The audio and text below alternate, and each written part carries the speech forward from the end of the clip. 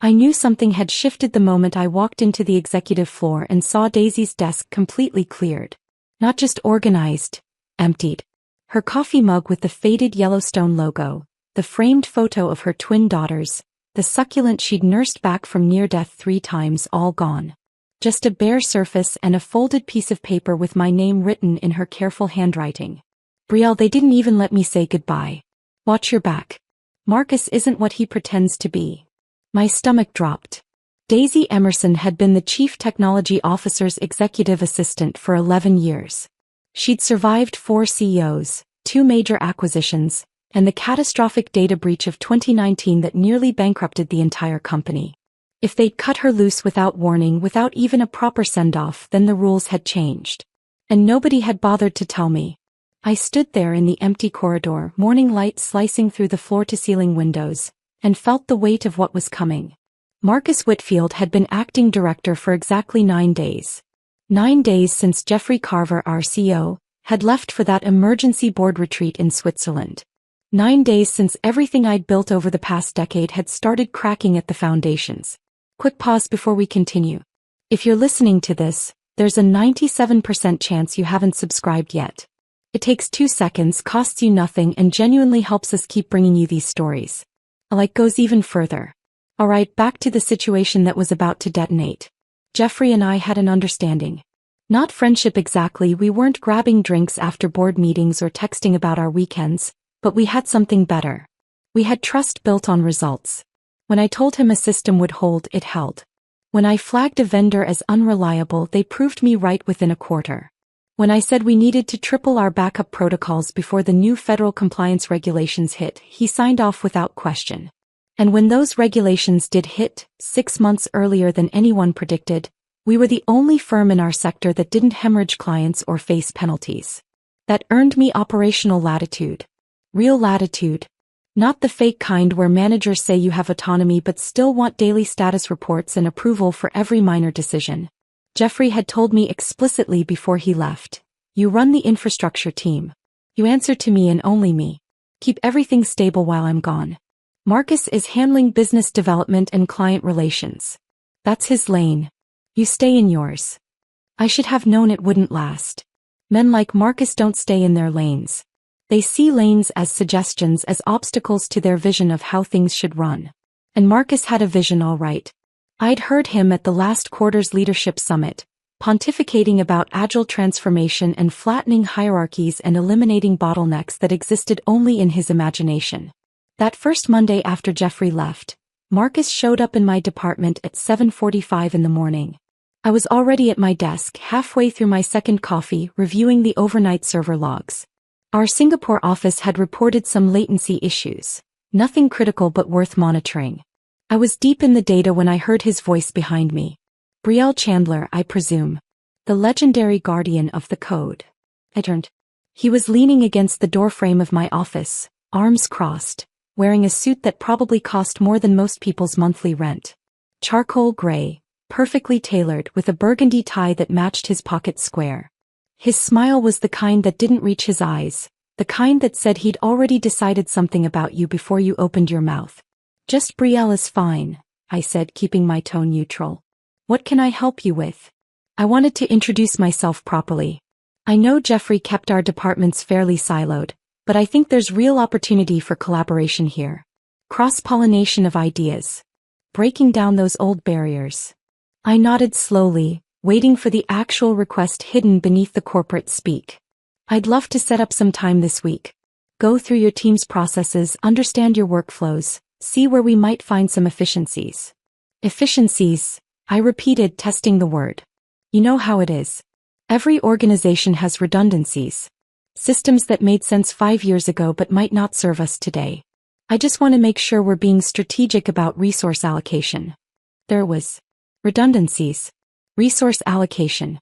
The vocabulary of someone preparing to cut. Our infrastructure is lean, I said carefully. We run on a team of 8. Every person has specialized knowledge and specific responsibilities. There's no fat to trim. Marcus's smile widened, but something cold flickered behind it. I'm sure you believe that. But sometimes we're too close to our own work to see objectively. Fresh eyes can be valuable. He left before I could respond, but the message was clear. He was coming for my department. The only question was when and how hard. I spent that entire week in a state of heightened alert. I started arriving earlier, staying later, documenting everything. Not because I was worried about my own performance, my record spoke for itself, but because I'd seen this pattern before. New leadership comes in, needs to make their mark, needs to show they're shaking things up and adding value. And the easiest way to do that is to act something visible and claim it was necessary evolution. On Wednesday, Marcus called an all-hands meeting. Mandatory attendance, no exceptions. We gathered in the main conference room, the one with the glass walls that made everything feel like a fishbowl. Marcus stood at the front with a presentation already loaded, title slide reading Streamlining for Success, Our Path Forward. I sat in the back, laptop open, taking notes. He started with platitudes, thanking everyone for their dedication, acknowledging the company's strong foundation, talking about exciting opportunities on the horizon. Then he clicked to the next slide. Organizational restructure, Phase 1. My pulse quickened. We've identified several areas where we can consolidate functions and eliminate overlap. This isn't about cutting people, it's about positioning us for sustainable growth. The slide showed a new org chart. My infrastructure team, which had always reported directly to the CEO, was now a subdivision under a new department called Integrated Technology Solutions. And the head of Integrated Technology Solutions was listed as, to be determined. Someone behind me whispered, "What does that mean?" It meant Marcus was creating a new layer of management between my team and executive leadership. It meant he could install someone loyal to him, someone who'd do what he wanted without pushback. It meant my direct access to Jeffrey was being severed. After the meeting, I tried to catch Marcus, but he was surrounded by a cluster of managers all asking questions. I waited for 20 minutes, watching him deflect and redirect, offering vague reassurances that meant nothing. Finally, I gave up and went back to my office. That night, I couldn't sleep. I kept thinking about Daisy's note. They didn't even let me say goodbye. Watch your back. At 2 a.m, I got out of bed and opened my laptop. I pulled up my employment contract, the one I'd signed 8 years ago when Jeffrey had promoted me to Director of Infrastructure. I'd negotiated it carefully with the help of an employment attorney who specialized in tech sector agreements. At the time, it had seemed almost paranoid, the level of protection I'd insisted on. Now I was grateful for every clause. I scrolled to Section 12, Subsection D. Termination and severance provisions. There it was, buried in the dense legal language. If I were terminated without cause during any period when the CEO was absent or temporarily replaced, or during any interim management period, I would be classified as severed due to organizational restructuring. And organizational restructuring triggered a completely different set of protections. Full severance package. Immediate vesting of all stock options. Acceleration of any performance bonuses. And, most importantly, release from my non-compete agreement. I'd negotiated that clause after watching our sister company get gutted during a merger. Good people fired by temporary managers who didn't understand what they were dismantling. I'd sworn I wouldn't let that happen to me. And Jeffrey, to his credit, had agreed. He'd signed off on the contract with barely a glance, trusting that I wasn't trying to screw the company over. I wasn't. I was just making sure the company couldn't screw me over. I took screenshots of the relevant pages. Then I backed up every file, every project plan, every architecture diagram I'd created over the past 8 years. Not because I was planning anything. Because I'd learned a long time ago that preparation isn't paranoia. It's survival. By Friday of that first week, 3 more people had been let go. All of them long-term employees. All of them dismissed during Marcus's early morning meetings with HR. The pattern was obvious, brutal, and efficient. He was cleaning house, removing anyone who might question his authority or slow down his agenda. I kept my head down, kept working, kept documenting.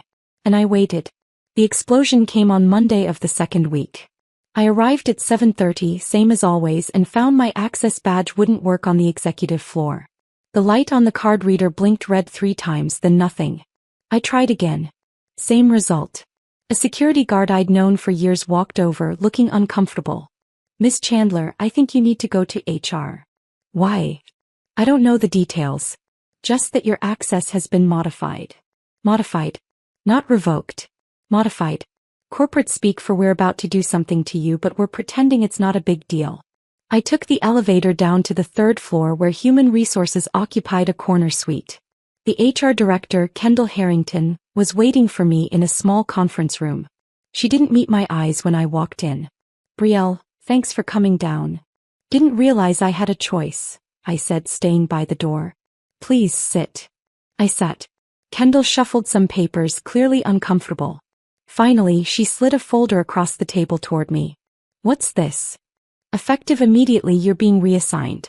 You'll be transitioning from Director of Infrastructure to Senior Infrastructure Consultant. It's a lateral move, no change in compensation, but your reporting structure will be different." I opened the folder.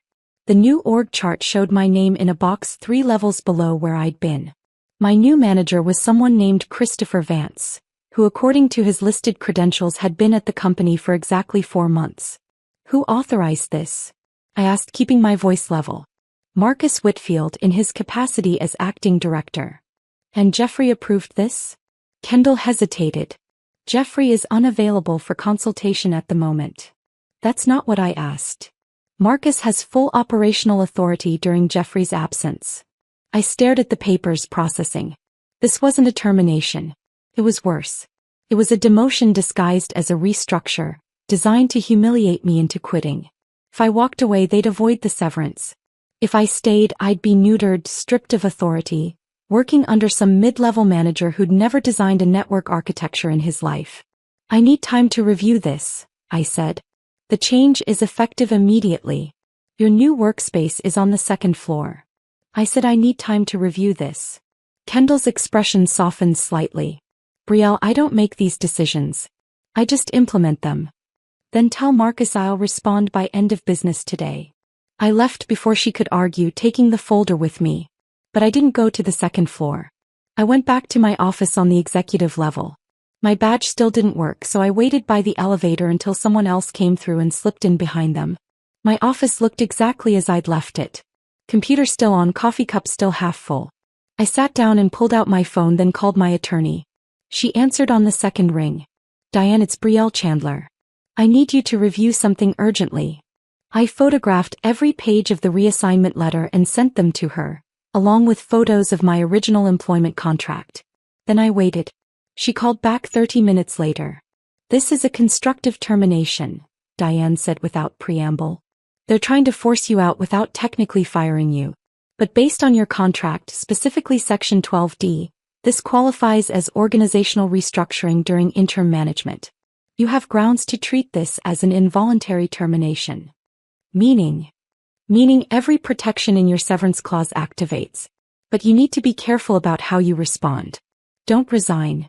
Don't accept the new role.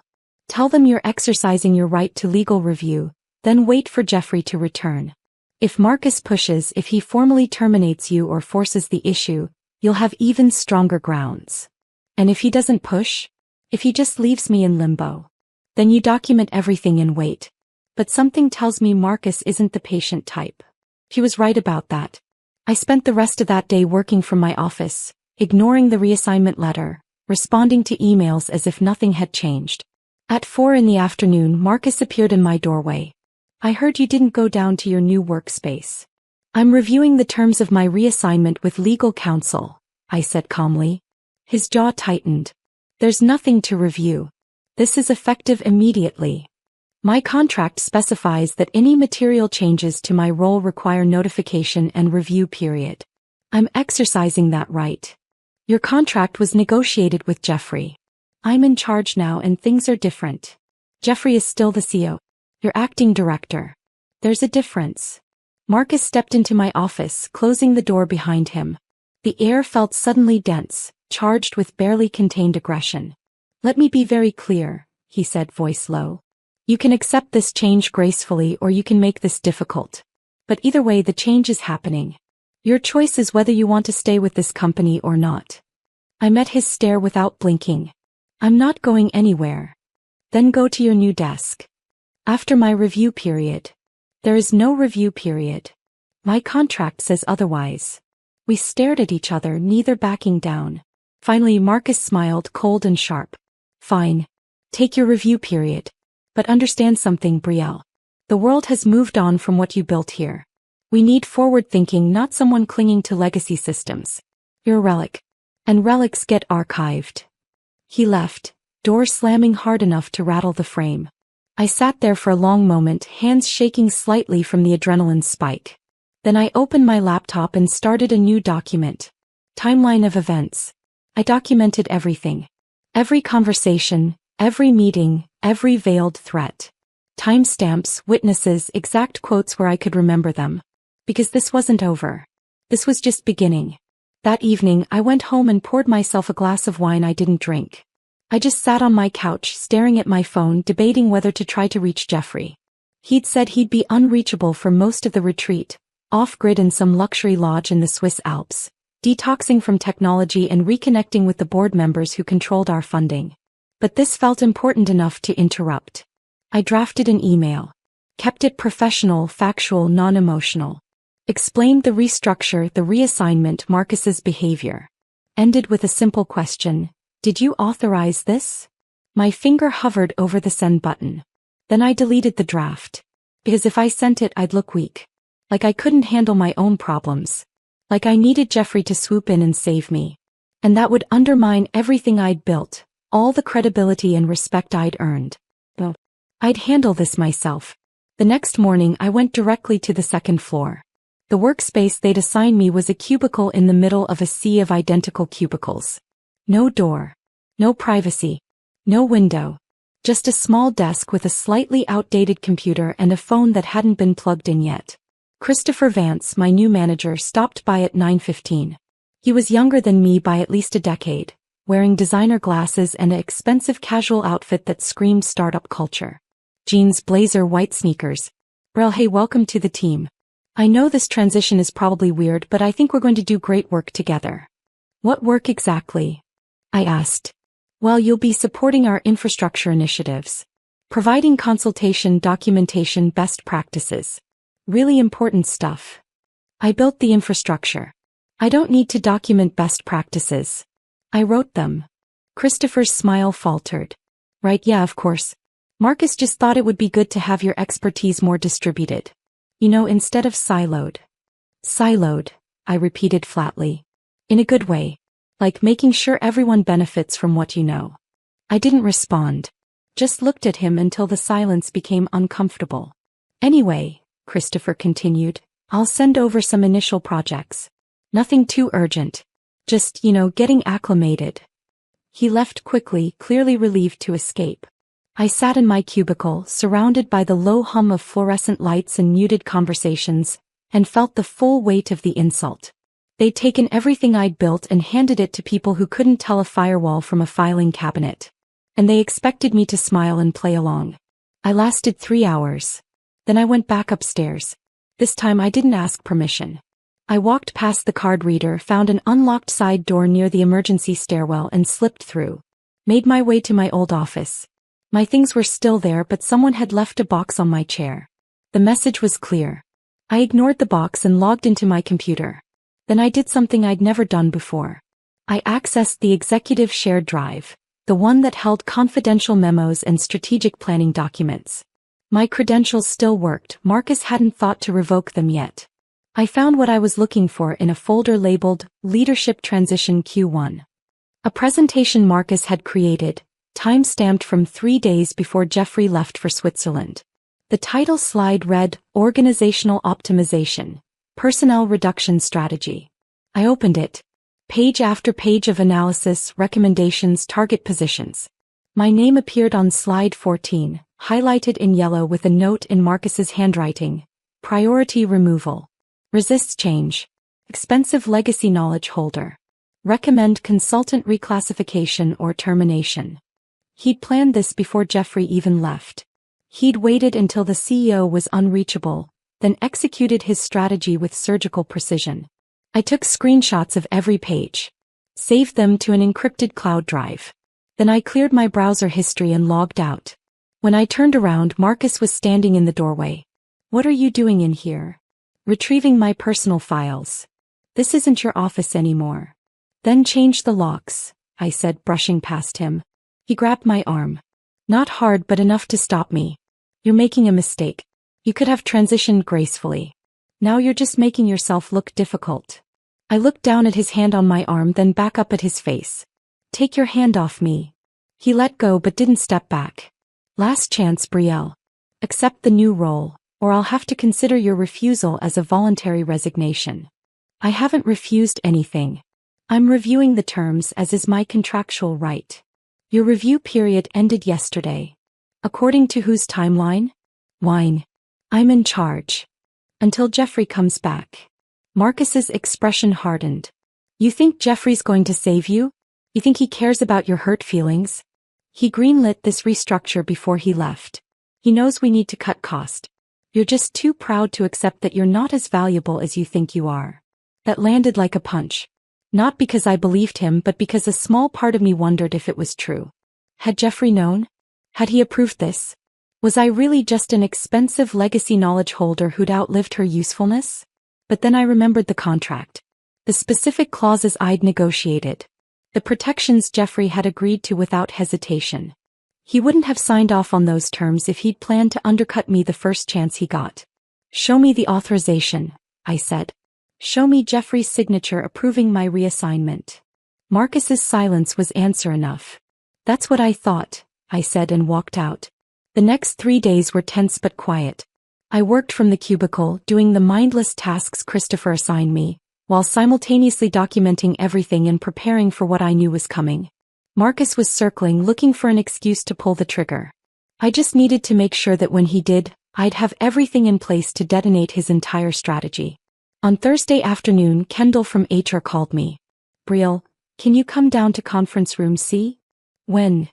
Now please. I saved my work, locked my screen and took the elevator down.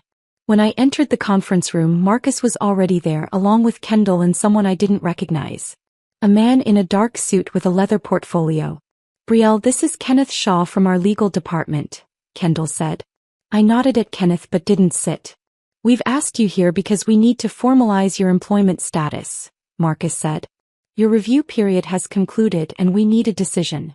Will you accept the reassignment, or should we process this as a voluntary separation? Neither, I said. I'm exercising my right to remain in my current role until the CEO returns and can review this matter personally. Kenneth spoke up, voice dry and professional. Ms. Chandler, the acting director, has full operational authority during the CEO's absence. Your current role has been eliminated as part of an organizational restructure. The position being offered is the alternative. If you decline, we'll have no choice but to process your departure. Process it however you want, I said. But understand that I'm not resigning. If you're terminating me, put it in writing and include the reason. Marcus leaned forward. You're being difficult for no reason. I'm protecting my rights. You don't have any special rights. You're an employee like everyone else. Actually, I said, pulling out my phone, I have very specific rights outlined in Section 12, subsection D of my employment contract.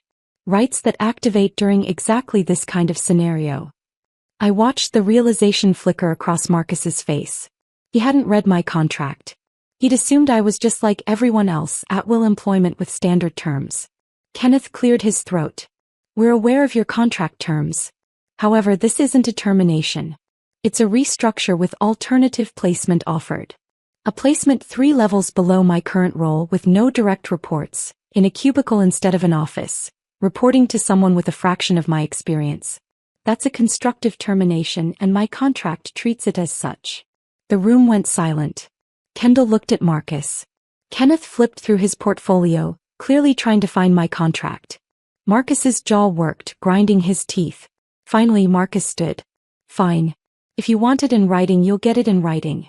Effective immediately, you're terminated for insubordination and refusal to accept organizational changes. Marcus, Kendall said quickly, maybe we should draft the termination letter. Marcus cut her off. She wants formal documentation? Give it to her. And make sure it's clear this was her choice. He stormed out. Kenneth gathered his things and followed. I stayed standing watching Kendall, who looked like she wanted to disappear into the floor. He just made a very expensive mistake, I said quietly. Brielle, I'm sorry. This isn't how I wanted this to go. It's fine. Just make sure that termination letter includes his signature, today's date, and the specific reason he cited. Insubordination and refusal to accept organizational changes. Exact words. Why? Because those exact words activate every protection in my contract. And Marcus just handed me leverage I wouldn't have had if he'd been patient. Kendall stared at me. You wanted him to fire you. I wanted him to show his cards. He did. I left her there and went back to my cubicle. Packed my personal items into the box they'd left on my chair. A photo of my parents. A plant I'd somehow kept alive for 6 years. A few books. Not much really. Most of what mattered was digital, already backed up and encrypted. By 5 o'clock the termination letter arrived via email. Formal, cold, exactly what I'd asked for. I forwarded it to Diane immediately, along with screenshots of Marcus's presentation and timeline documentation of everything that had happened since Jeffrey left. She called me 10 minutes later. This is airtight. He violated your contract in every possible way. Termination during interim management without cause, based on organizational restructuring. That's the trifecta. What happens now? Now we file notice with the company's legal department, formally invoking Section 12D. They'll have 48 hours to respond. If they don't remedy the termination, all your severance provisions activate automatically. Stock options vest immediately. Bonus acceleration kicks in. Non-compete becomes void. The whole package. And if they try to fight it? They won't. Because if they do, we'll sue and discovery will uncover Marcus's entire strategy. That presentation you found? That's evidence of premeditation.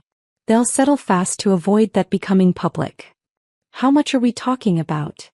Diane paused and I heard papers shuffling. Based on your stock options, current valuation, and the accelerated bonus structure, you're looking at somewhere between $850,000 and $1.2 million, depending on how the stock vests. I sat down hard on my couch. Say that again. Approximately $1 million, Brielle. Your contract was extremely well constructed. Whoever negotiated it knew exactly what they were doing. I negotiated it. Then you knew exactly what you were doing. I laughed, slightly hysterical. I was just trying to protect myself. You did more than that. You built a financial lifeboat.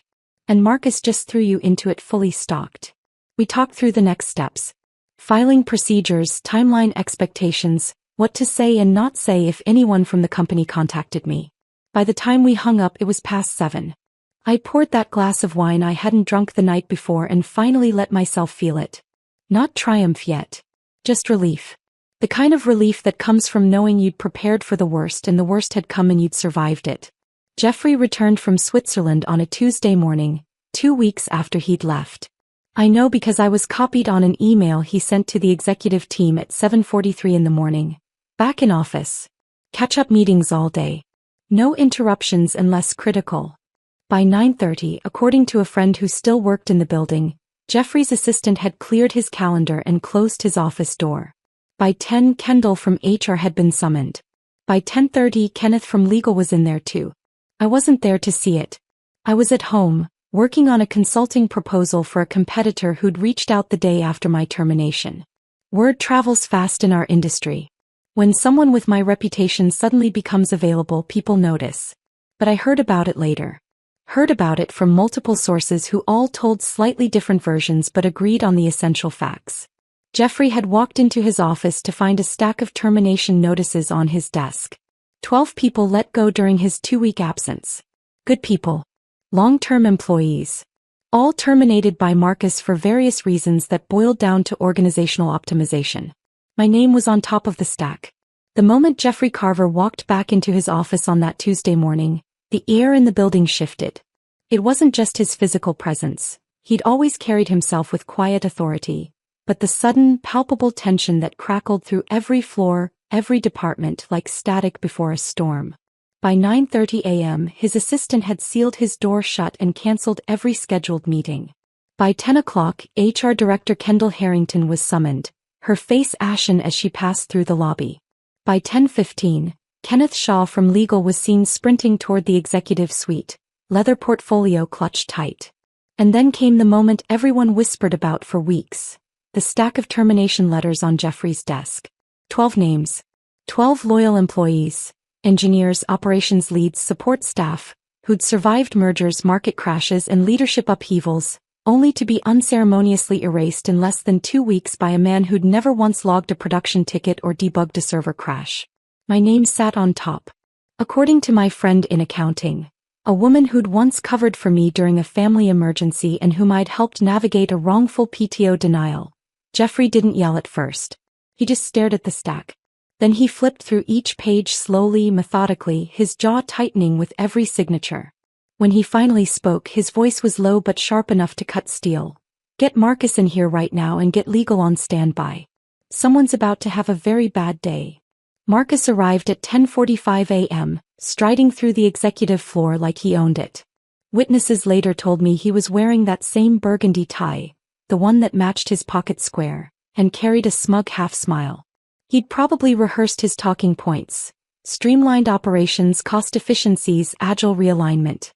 He likely imagined Jeffrey would applaud his decisiveness, maybe even accelerate his permanent appointment. After all, hadn't he fixed the bloated legacy teams?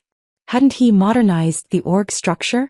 What he didn't know was that Jeffrey didn't view infrastructure as dead weight. He viewed it as the bedrock.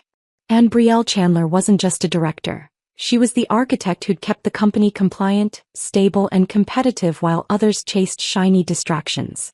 The meeting lasted 11 minutes. No one knows exactly what was said behind that closed door, but the aftermath spoke volumes.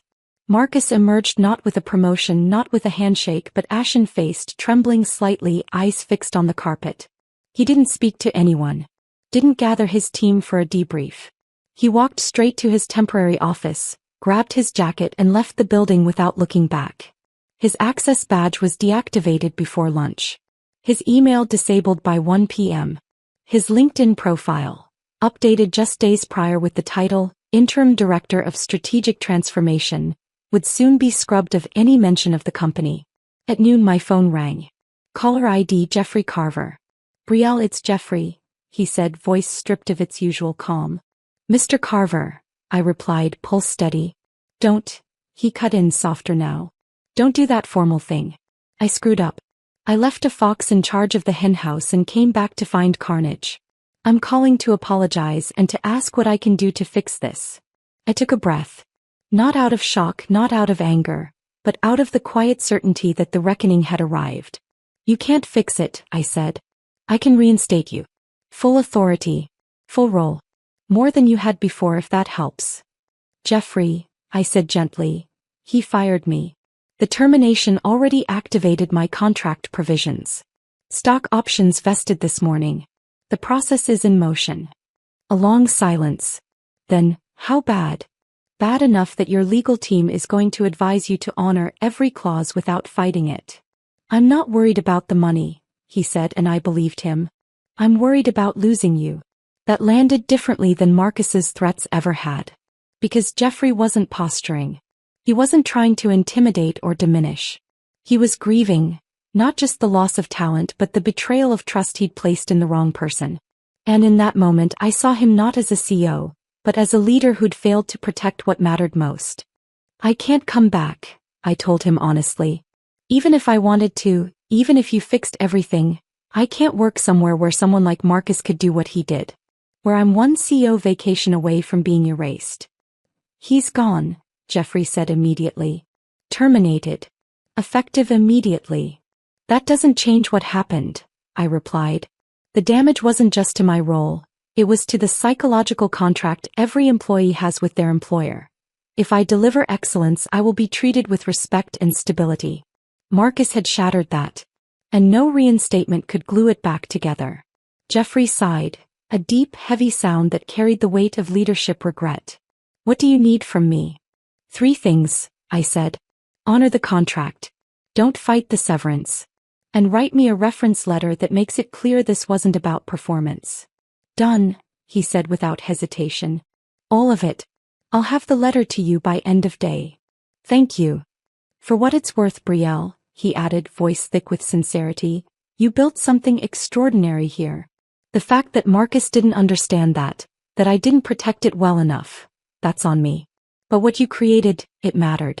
It still matters. We hung up. I sat on my couch for nearly an hour, phone in hand, staring out the window at the Austin skyline. What I felt wasn't triumph. It wasn't bitterness. It was something rarer. Closure. Clean, final, and earned. At 4 p.m. the email arrived. Subject line: Personal reference, Jeffrey Carver. The letter was 3 paragraphs of unambiguous praise. It detailed my leadership during the federal compliance crisis, my role in designing the disaster recovery protocols, my mentorship of junior engineers, and my unwavering integrity. And then the clincher. Brielle Chandler's departure is a direct result of interim mismanagement during my absence and in no way reflects her capabilities or value. Any organization would be fortunate to have her. I forwarded it immediately to the 3 firms already courting me, 2 fintech startups and a global data governance consultancy. Within 24 hours, all 3 increased their offers. 2 weeks later, the settlement cleared. Diane had estimated up to $1.2 million. The final figure: $1,375,000. After taxes and legal fees, I netted just over $900,000. It wasn't life-changing in the way a lottery win might be, but it was freedom-changing. The kind of capital that lets you say no to toxic cultures, no to undervaluation, no to leaders who confuse confidence with competence. I didn't post about it. Didn't write a Medium essay titled, "How I Got Fired and Made $1 Million." I simply accepted 2 consulting engagements, rented a quiet office downtown and began building again, this time on my own terms. But I did keep one eye on Marcus. 6 weeks after his ouster, he popped up on LinkedIn as Director of Business Strategy at Nexacore Solutions, a mid-tier SaaS firm known more for aggressive sales than technical rigor. His post read, "Thrilled to join a visionary team committed to operational excellence and bold transformation." No mention of his prior role. No acknowledgement of the carnage he'd left behind. I almost commented. Almost wrote, "Operational excellence? You couldn't tell a DNS record from a database index." But I didn't. Because I knew better. Reputation is a slow burn, and fools reveal themselves in time. And they did. 3 months into his tenure, Nexacore suffered a catastrophic system failure. A misconfigured cloud migration, approved by Marcus according to insiders, corrupted their primary client database. 16 hours of downtime. $4 million in direct losses. Key clients jumped ship. The CTO resigned in protest. Marcus was fired within a week. I heard the news from a former colleague now at a rival firm. She texted, "Karma's got a timestamp, huh?" I didn't reply with glee. I felt nothing. No schadenfreude, no gloating. Just a quiet acknowledgement that systems without accountability eventually collapse under their own weight. As for me, I'm thriving. My consulting rate is triple what the old company paid. I work only with clients who value documentation, precision, and ethical governance. I've built a small but elite team of engineers who share my belief that infrastructure isn't back office. It's the foundation of trust in the digital age. And every single contract I sign now includes explicit clauses about interim leadership, restructuring triggers, and accelerated vesting during CEO absences. I've even started advising startups on compliance by design, embedding legal safeguards into their cap tables and org charters from day one. Marcus taught me a brutal but invaluable lesson. Your value must be codified, not assumed. So I codified it. In contracts. In architecture diagrams. In non-negotiable terms. I don't think about him much anymore. He's irrelevant. A footnote in my professional evolution. But sometimes late at night when I'm reviewing my portfolio and see those vested options still appreciating, I remember his smug voice in the conference room. "You're just too proud to accept that you're not as valuable as you think you are." And I smile. Because I knew my value. I'd written it into my contract, time-stamped and notarized. And when he tried to erase me, all he did was activate the very protections he'd been too arrogant to read. The system I built held, not just the servers but the framework of self-respect. The architecture of boundaries. The code of conduct I refused to compromise. Marcus thought he was cutting dead weight. What he actually did was fund my independence. And that's worth more than any title he could have taken away.